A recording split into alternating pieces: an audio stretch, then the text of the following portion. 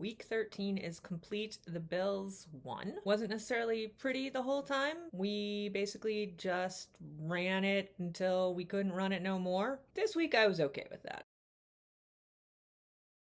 We interrupt your regularly scheduled weekly wrap-up. Some breaking news. Well, broke yesterday, that is of relevance to Bills fans and also people who like to laugh at Bills fans, which is the Darius Slay situation. So for some background, Darius Slay is a longtime cornerback in the league. He used to play for the Eagles. This season, he went to the Steelers. He has not been playing a ton. I think he was a healthy scratch last week when we played him. And shortly after that game, the Steelers released him. Now, we're not sure whether this was he asked to be released. They said it was like mutual release, whatever. Point is, since it's after the trade deadline, he has to go through waivers, which means he holds on to his existing contract with the Steelers. Steelers have paid most of it, so whoever he goes to basically gets him for free. Guess who picked him off waivers? The Bills. I was initially sort of like, okay, well, that's dumb. Like, it just felt like one of those moves where Brandon Beane is like, people are telling me to do something. Here I am. I did something. Which is fine. It still felt like flailing, but I wasn't necessarily opposed to it. It was a bummer because it meant that we cut Jamarcus Ingram, who I like a lot. You know, he went to the University of Buffalo. He does a lot of community work. He wrote a children's book. He was just doing stuff about his children's book in Buffalo like 2 days ago. He's very connected to the community. He's not a great cornerback, but he's a perfectly good depth piece. But is he better than Darius Slay? Probably not, even this far into Slay's career. So it makes sense, I guess, even though it felt like doing something for the sake of doing something. But then it came out, and I think people who were paying attention sort of figured this was the case, was that the Eagles wanted him back, and he wanted to go to the Eagles. Now, if I were Darius Slay, I might look at this as, okay, I gave the best years of my career to you. You didn't think I was worth paying this year. Now that you won't have to pay me, you want me back. The Eagles would make out like a bandit here if you'd made it to them on waivers, which you didn't. And people were like, oh,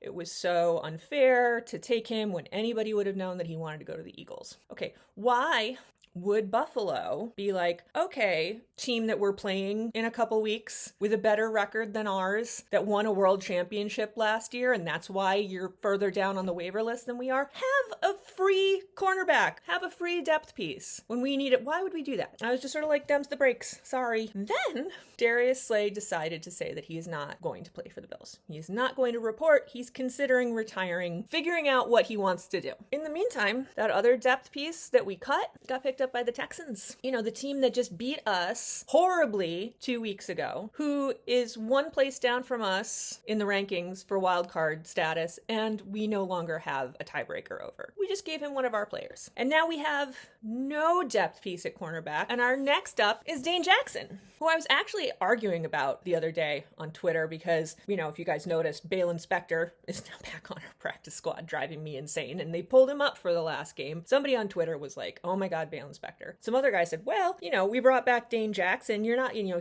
we elevated him. He never saw any snaps in the Kansas City game. And I was like, okay, but we also pulled him up in the Miami game. And in the Miami game, he did get snaps. Who's out there? Ingram? We got Dane out there? Oh. And they scored a touchdown on him. Tua. Touchdown! Yeah, was Dane on him? Why do I have a feeling Dane was on him? Now it's Dane Jackson. Yeah, but yeah, next up, Dane Jackson, not Darius Slay. Darius Slay ain't coming. Of course, he goes on Emmanuel Acho's podcast, and Acho asks him, had the Philadelphia Eagles claimed you, would you have been there today? And Darius Slay says, I don't know, really. I honestly don't know, man. Really? That would be a lot more convincing if your wife had not spent the last 48 hours responding with little green hearts to half the Eagles fans on this app. I mean, happy wife, happy life, but she does not want to go to Buffalo. He probably doesn't want to either, but like, there are other factors at play here. He was like, oh, you know, now I like spending time with my family. I like playing with my son. And you like not forcing your wife to move to Buffalo for the winter. Don't get me wrong. I understand it, Jennifer Slay. I don't want to live up here during the winter either. But now, Beane has basically made the biggest mess out of this possible because, I mean, he could decide to hold on to him and then put him on the did not report list. If they put him on the did not report list and he never plays, they could actually pull back some of the money from Pittsburgh, put that towards our cap next year. That'd be great. But unfortunately, he's represented by one of the most powerful agents in the business. That's not really someone Brandon Beane wants to make an enemy of over a fourth string cornerback. But if you don't keep him, you look like a pussy. I'm sorry, I'm so vulgar. But like, you do! You're just gonna lose the respect of everybody else. That said, Brandon Beane's already lost the respect of pretty much every Bills fan because this not only comes after years of roster shenanigans, terrible early round drafting, all sorts of stupid shit. Earlier this season, he made what I think is probably an undercovered blunder, which is that before the trade deadline, the day before the trade deadline, he restructured Taron Johnson's contract to make room for whatever trade he was pursuing and seemed to think he had sorted out, which we all kind of assume is Jalen Waddle. I don't know why he thought that was going to go through because trading within your division is nearly impossible. And so obviously they were going to try and extract a million zillion things from him. But he goes ahead and he restructures the contract of a guy that, if you've noticed, I've been yelling at a lot this season. We all love Taron. He's old, he's slowing down, he's little, and he's injured a bunch. But now we got him for longer. And we do not have Jalen Waddle. What we do have is multiple instances of roster malpractice by Brandon Beane at this point. And don't get me wrong, personally,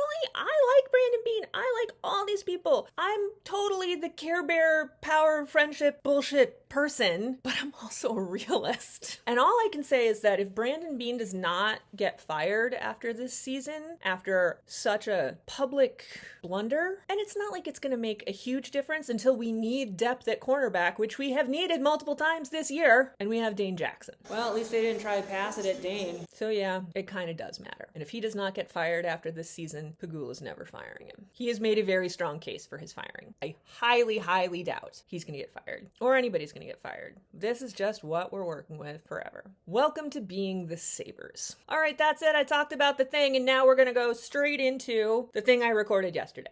Hit it. Bills game was one that I've been looking forward to all season because it was against the Steelers. My husband and his family are Steelers fans. It's always interesting to sort of see their take on things afterwards. There was a lot of fire Mike Tomlin, fire Mike Tomlin, fire Mike Tomlin, which, you know, I've been seeing for a few seasons now. That's not new. After the Chiefs game, I've seen a lot of people saying fire Andy Reid. Basically, everybody just wants to fire their coaches right now because every team is so weirdly inconsistent that everybody just has no idea who to blame for why no one outside the Patriots and the Broncos can kind of keep their shit together throughout. And the Broncos are really not that good a team, and yet they keep winning. They're not a bad team, but it's weird. Patriots are legitimately a good team, and I hate it. And they have a good coach, and I hate it. This week, the Bills coach only made one decision that I thought was completely inexplicable, which was taking a 15-yard penalty on a kickoff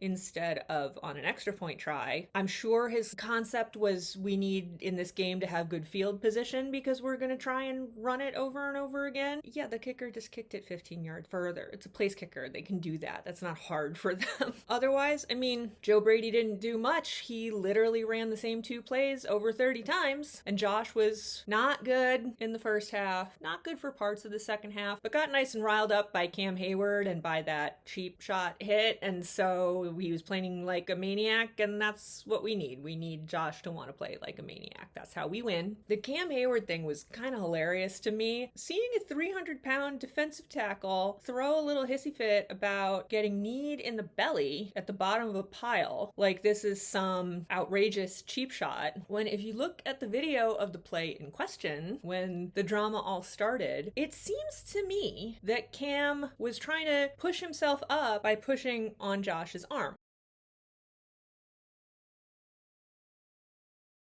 Josh's arms aren't in great shape right now. So Josh pushed off with his knee, and Cam came up screaming. It seemed a little excessive. Also, if I was Josh Allen, I would want Cam Hayward off of me as soon as possible, just based on how he Get to him. treats other quarterbacks. That discourse took up a lot of time on Twitter the last couple days. Before that, though, I was very glad that the Cam Hayward thing happened, though, so I didn't have to pay any more attention to people arguing about 2-point conversions anymore. That went on for way too long and was totally dominant. I don't know what else happened in that Eagles game. I literally have no idea. All I know is they were down by 15 and they scored a touchdown and they had 4 minutes left. I know everything that happened at the end of this game. Nothing else about the game. And people are bringing out stats and everything, and then people are talking about vibes and everything, and I totally see both sides, and I think what it comes down to is statistically it's so improbable that you would be able to pull this off. Everybody's saying it makes more sense to do the 2-point first, and then if you need to get a 2-point and an onside kick. As soon as onside kicks start coming into the conversation, you're not going to win anyway. And that's part of the problem, is that, you have to recognize that these are football players and they're human and they're incredibly competitive. But as soon as their mental math becomes the only way we're going to win this is we have to stop the other team, we have to score another touchdown, we have to get a 2-point conversion, we have to get an onside kick, you understand that that's gonna put a damper on things a little bit, as far as it's not like they're gonna stop playing. They're gonna keep playing. I don't know if their heart's really gonna be in it. I mean, you saw at the end of the Bills-Steelers game, they knew. We ran the clock down tremendously with our last drive. They had no time left. They ran a couple random plays and then that was kind of it. It's garbage time at that point. Technically, the Eagles game was not garbage time. It was winnable, but statistically, it was so improbable that the fact that that particular problem sucked up so much energy in the sports community over the next 2 days. I understand it happened over a weekend. There was some time to kill before the Sunday games, but you guys, it's a lot. The Chiefs lost. Sorry for Chiefs fans who had to watch me root for the Cowboys. But it is what it is. I will be rooting for the Chiefs this week, so if you come to the live stream this week, look forward to watching me root for the Chiefs, because I'm less scared of you guys in the playoffs than the possibility that Houston will knock us out of the playoffs, because they have a tiebreaker. We have a tiebreaker over you guys. It's harder for you to jump us into that wild card spot. Houston can jump us. People are talking about this too, ew, root for the Chiefs? No, you root, it's math. It's math. Everybody who said that thing about 2-point conversions, it's math. So I'm rooting for the Chiefs. Last week I was not. A lot of the Chiefs games that they've lost this season, they didn't play poorly. They played fine. They just didn't pull it out. And that keeps happening this year compared to last year, where they pulled it out every single time. Now, I got into an argument with a guy yesterday, a Chiefs fan, which ended in him just throwing personal insults at me, which is how I know I won. People were talking about the fact that the Mahomes draft card is in Arrowhead, and it shows that, yes, Buffalo traded away their pick that was then used by the Chiefs to pick Mahomes.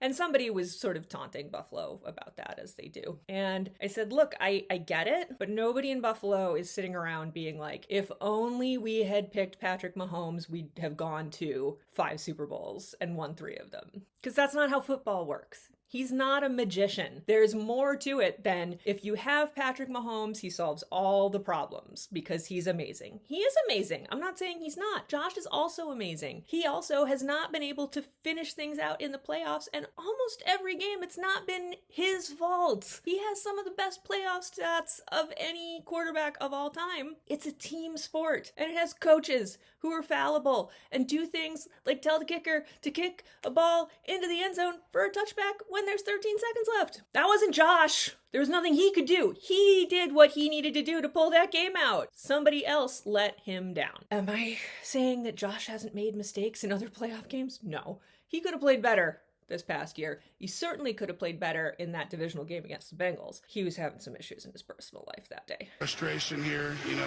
But there's no way to pluck one exceptional player out of a team and replace a different exceptional player with that possibly slightly more exceptional player and say that that would have been the thing that tips the Bills over into having had the same success. The Bills did not have Travis Kelce. The Bills did not at any point have Tyreek Hill. I mean, they had Diggs, but he did not show up in big games. Up for the ball, and it goes right.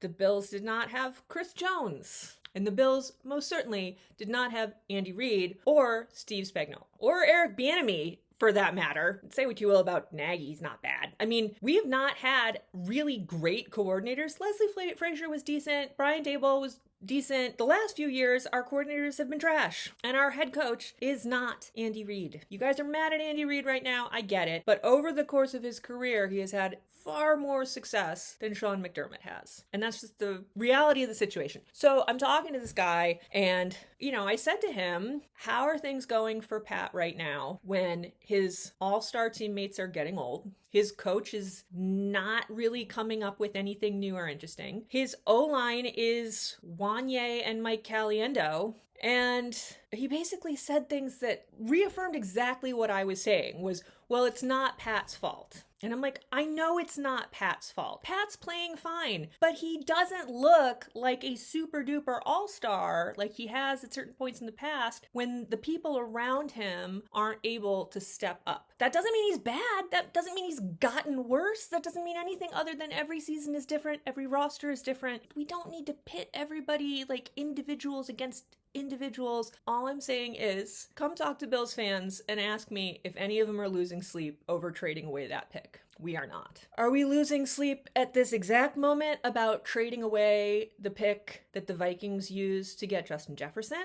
for Steph?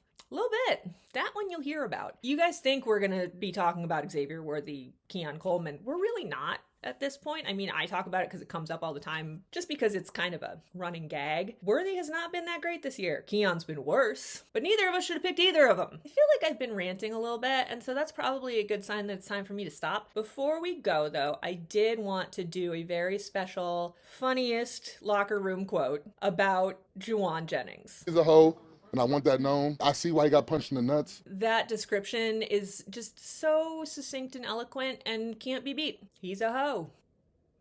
It is known. So I'll see you guys this weekend. I'm doing 2 games, but it's not quite a doubleheader. I'm taking a break in the middle, so hopefully I won't be arthritic and miserable by the end of it. So hopefully I'll see you guys there. In the meantime, go Bills. Aaron Rodgers called me a son of a gun and then tapped my chest. I got to get closer to him again.